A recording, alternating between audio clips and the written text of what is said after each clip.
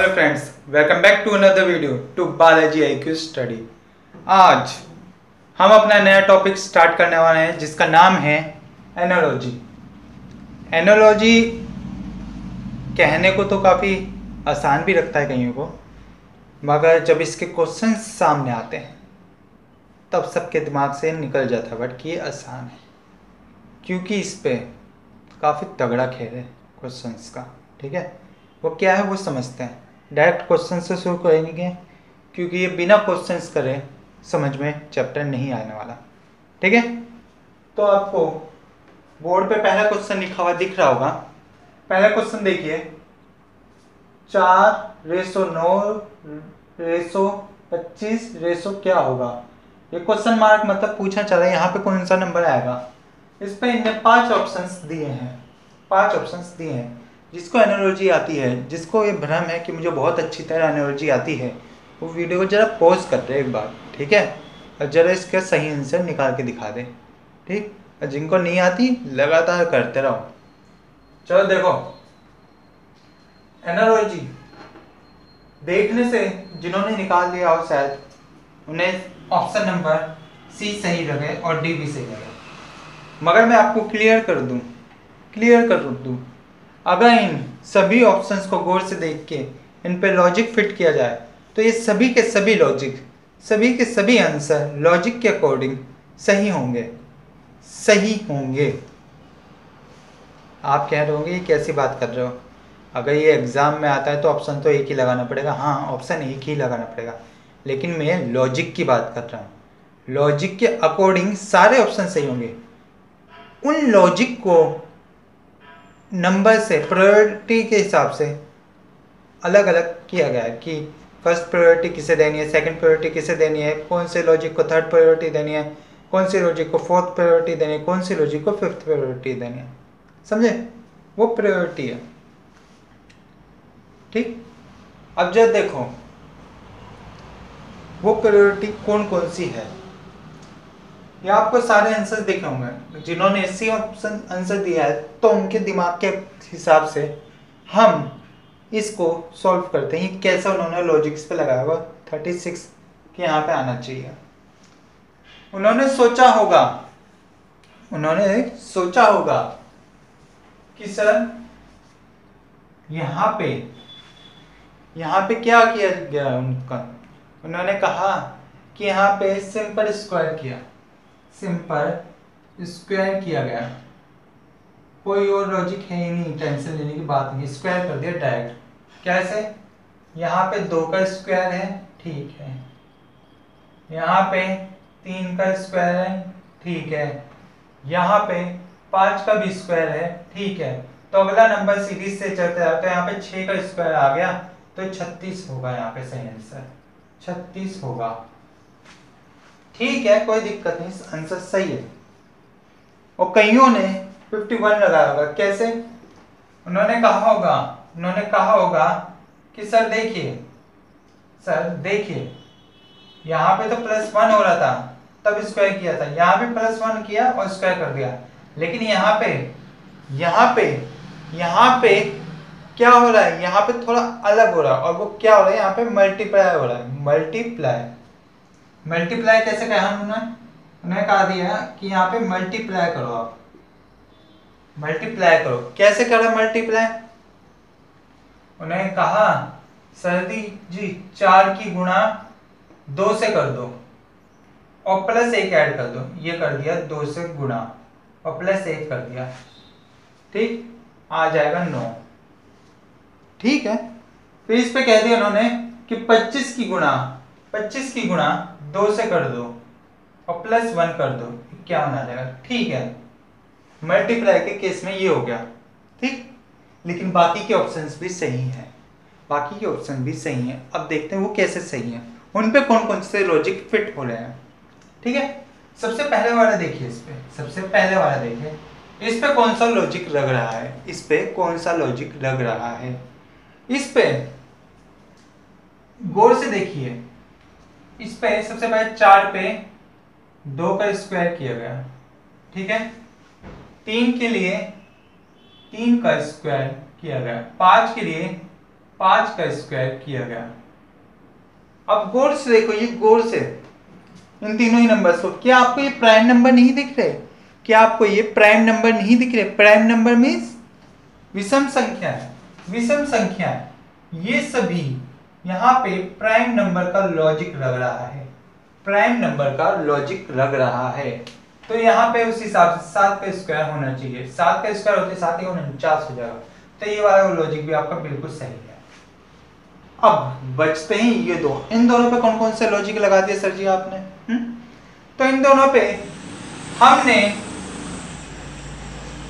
हमने यहाँ पे क्यूब का लॉजिक लगाया, क्यूब का लॉजिक। क्यूब का लॉजिक कैसे लगाया? क्यूब का लॉजिक कैसे लगाया? देखो, सबसे पहले 2 का स्क्वायर किया, ठीक। उसके बाद हमने 2 का क्यूब किया प्लस 1 ऐड कर दिया, 2 का क्यूब किया प्लस 1 ऐड कर दिया, तब हमारा 9 आ गया। इसी तरह हमने 5 का स्क्वायर किया, 5 का स्क्वायर यहाँ किया, फिर हमने 5 का क्यूब किया प्लस 1 ऐड कर दिया, कितना हो गया? 126 हो गया। तो यहाँ पे ये वाला लॉजिक फिट हो गया। अपने फिफ्थ ऑप्शन पे देखो, फिफ्थ ऑप्शन पे क्या बोल रहा है? 30 यानी 30। इस पे कौन सा लॉजिक लगाओगे सर जी? यहाँ तो आपने 4 लॉजिक फिट कर दिए, इस पे कौन सा लॉजिक लगाओगे? तो मैं यहाँ पे एडिशन का लॉजिक लगाऊंगा, एडिशन का लॉजिक लगाऊंगा, यानी जोड़ने का। कैसे लगाओगे? साबित करके दिखाओ। मैंने कहा अगर मैं 4 में 5 जोड़ दूं, अगर मैं 4 में 5 जोड़ दूं तो ये 9 हो जाएगा। ठीक वैसे ही अगर मैं 25 में 5 जोड़ दूं तो वो 30 हो जाएगा। उस हिसाब से ये भी सही हो गया, उस हिसाब से ये भी सही हो गया। मतलब कि हमारे सभी के सभी लॉजिक के अकॉर्डिंग जितने भी लॉजिक बन सकते हैं सारे ही आंसर सही हो गए, सारे ही आंसर सही हो गए। अब आपके दिमाग में ये प्रॉब्लम होगी कि सर अब ये बता दो एग्जाम जब होगा तो ये सही आंसर कौन सा लगाएंगे? तो मैं आपको क्लियर कर दूं, जितने भी ऑप्शंस हैं इन सभी को आपको प्रायोरिटी देनी होगी, ठीक। कि पहले कौन सा वाले को फर्स्ट प्रायोरिटी देनी है, फिर सेकंड को कौन सी प्रायोरिटी देनी है, थर्ड को कौन से वाले को प्रायोरिटी देनी है, फोर्थ कौन से वाले को प्रायोरिटी देनी है। तो मैंने यहाँ पे जितने भी ऑप्शन लिखे थे वो प्रायोरिटी के हिसाब से देखे थे। अगर एग्जाम में सबसे पहले आपको क्वेश्चन इस तरीके के दिखे तो सबसे पहले उस पर ये चेक कीजिएगा क्या इस पे प्राइम नंबर के हिसाब से ऑप्शन बैठ सकता है, और जब प्राइम नंबर के हिसाब से बैठता हो इसे फर्स्ट प्रायोरिटी देना है, ठीक है। और प्राइम नंबर के हिसाब से अगर बैठता तो आंसर वही सही होगा। ठीक वैसे उसके बाद क्यूब चेक कीजिए, क्या यहाँ पे क्यूब का बैठ रहा है, क्यूब यहाँ पे हो सकता है, उसे सेकंड प्रायोरिटी देनी है। फिर थर्ड देखिएगा स्क्वायर का, क्या वहाँ पे स्क्वायर हो रहा है। अगर थर्ड ना प्राइम नंबर हो ना क्यूब हो फिर ढूंढिए क्या उस पर स्क्वायर वाला सीन हो रहा है, उसे देखिएगा फिर थर्ड नंबर पे, मतलब वो सही होगा। और इन तीनों में से कोई सी भी अगर तीनों में से कोई सा भी लॉजिक ना लगे फिर फोर्थ लॉजिक देखिएगा मल्टीप्लीकेशन का, यानी गुणा का, ठीक। वो मिल जाए तो वो फोर्थ नंबर पे। और फिफ्थ नंबर पे आते हैं एडिशन यानी जोड़ने वाला, सबसे लास्ट वाला यही होता है। मतलब कि जैसे ऑप्शन दिखे सबसे पहले उस पर प्राइम नंबर देखो, उसके बाद क्यूब देखो, क्यूब भी नहीं मिलता फिर स्क्वायर देखो, स्क्वायर भी नहीं मिलता तो सीधा मल्टीप्लाई कर दो, और अगर मल्टीप्लाई भी नहीं हो रहा तो एडिशन कर दो। और अगर इन पांचों में से कोई सा भी लॉजिक नहीं लग रहा, इन पांचों में से कोई सा भी लॉजिक नहीं लग रहा तो वो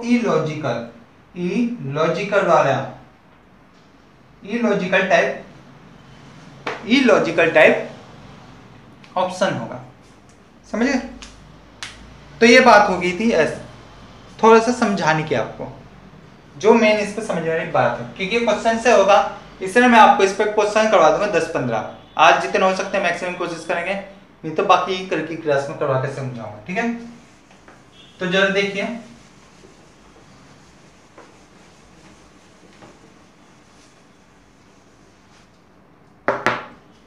देखिए, कौन कौन से क्वेश्चन बन सकते हैं इसमें।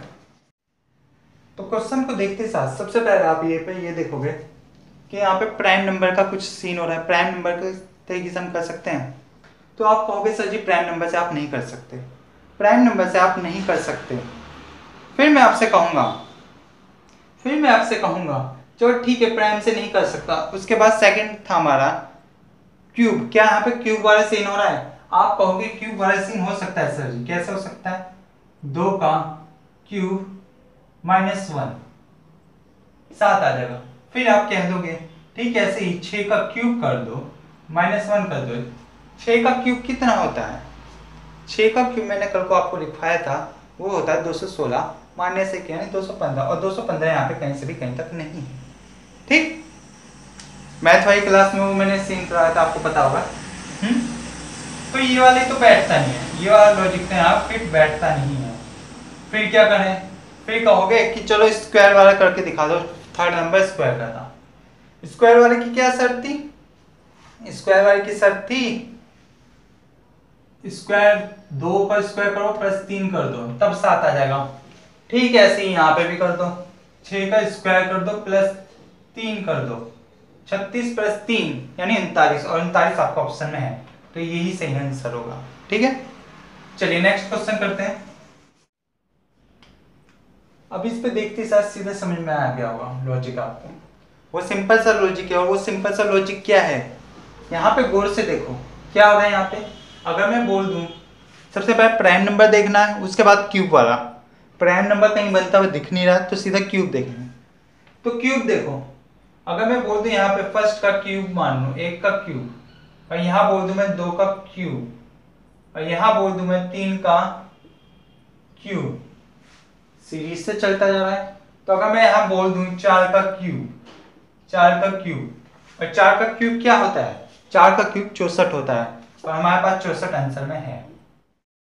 तो फोर्थ क्वेश्चन देखिए, 7/17 50। ऑप्शन दे दिए गए हैं आपको। ऑप्शन नंबर ए पे 23, ऑप्शन नंबर बी पे 124, ऑप्शन नंबर सी पे 26, और ऑप्शन नंबर डी पे 126। तो सही आंसर कौन सा होगा? तो यहाँ पे एक छोटा सा लॉजिक फिट हो रहा है। छोटा सा लॉजिक है, बहुत आसान सा लॉजिक है। और वो लॉजिक क्या है? यहाँ पे सिंपली 7 की गुणा 2 से कर दी गई। ठीक, 7 दूनी 14 +3 कर दिया। ठीक, तब ये 17 होगा। ठीक ऐसे ही यहाँ पे कोई ऐसा नंबर होगा, जिसकी गुणा 2 से की जाए। तो इन ऑप्शन में से ऐसा कोई अगर नंबर होगा तो ये तो वैसे ही कट हो जाते हैं। ये बड़े नंबर होंगे, छोटे नंबरों में से कुछ होगा, या तो ए होगा या बी होगा ऑप्शन का। ठीक, तो सबसे पहले मैं यहाँ पे ऑप्शन ए लेता हूँ। ऑप्शन ए के अकॉर्डिंग 23 की गुणा अगर मैं 26 से करूँ, 23 की गुणा अगर मैं 2 बार इससे करूँ तो कितना हो जाएगा? 46 हो जाएगा। और अगर मैं 46 पे +3 कर दूं, 46 पे +3 कर दूं तो कितना हो जाएगा? यहाँ पे 46 + 4 करना होगा, 46 + 4 करना होगा, तब जाके ये 50 हो पाएगा। ठीक है, लेकिन इस पे देखते, इस पे क्या करता हूं। यहाँ पे 26 की गुणा अगर 2 से करता हूं तो 52 हो जाएगा। 52 माइनस के यहाँ पे 2 करूंगा तब 50 आएगा। तो इन दोनों में से ज्यादा प्रायोरिटी किसे देनी होगी? तो गौर से देखिए, कई बार आप ऐसे क्वेश्चंस में फंसे तो हमेशा ध्यान रखना, सब्ट्रैक्ट करने से ज्यादा बेटर होगा एडिशन कर दो, जोड़ दो। ठीक है, और हमें यहाँ पे इस तरह एडिशन वाला ऑप्शन देंगे। ठीक, क्योंकि इसके सिमिलर तो दोनों में से कोई सा भी नहीं हो रहा। सिमिलर मतलब कि इक्वल नहीं हो रहा। जैसा लॉजिक इस पर फिट बैठ रहा है वैसा लॉजिक इन दोनों में से किसी में नहीं बैठ रहा, मगर सिमिलर लॉजिक तो बैठ रहा है। लेकिन बेस्ट लॉजिक सिमिलर इस पे बैठ रहा है, क्योंकि यहाँ पे +1 किया जा रहा है, यहाँ पे -2 किया जा रहा है एक्स्ट्रा। ठीक है, तो हम यहाँ पे इसलिए ये लॉजिक लगा सकते हैं 23 वाले में। तो हमारा क्वेश्चन के अकॉर्डिंग सही आंसर ऑप्शन नंबर ए होगा। ठीक है, चलिए नेक्स्ट क्वेश्चन करते हैं। और 51 सही आंसर कौन सा होगा? सोचो जरा, आप यहाँ पे कौन सा लॉजिक फिट कर सकते हो? तो गौर से देखो, अगर मैं 4 का स्क्वायर कर दूं, इससे पीछे वाले क्वेश्चन की तरह, तो क्या हो जाएगा? 4 का स्क्वायर अगर मैं करता हूं, ठीक, 4 का स्क्वायर करने पे क्या आएगा 16, 16 प्लस 1 कर दूं, मतलब कि 4 का स्क्वायर अपने हिसाब से ट्राई करो। 4 का स्क्वायर प्लस 1 करो, लॉजिक लगाए वाला।